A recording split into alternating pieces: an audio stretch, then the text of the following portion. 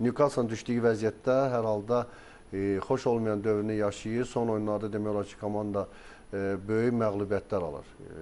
Və bu da onu göstərir ki, komandanın daxilində də böyük bir hansısa bir problem var. Bəlkə də komandanın baş məşqçi ilə futbolçu arasında olan bir şeydir və yaxud da hansısa yeniləmə işi prosesi gedir. Komandanın kapitanı yola salıblarsa, demək burada tamamilə başqa fərqli bir sistem, strategiya ortaya qoyurlar və bundan sadəcə olaraq normal istifadə eləmədi.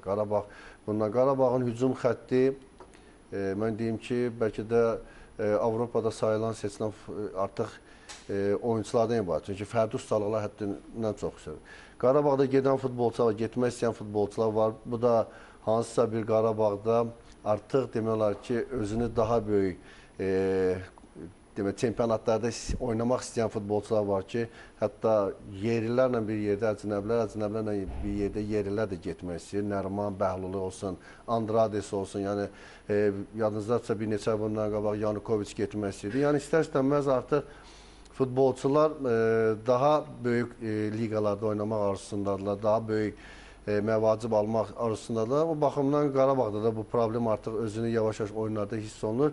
Ümid eləyək ki, yəni bu problem Qarabağ üçün olmaz, Newcastle üçün olar.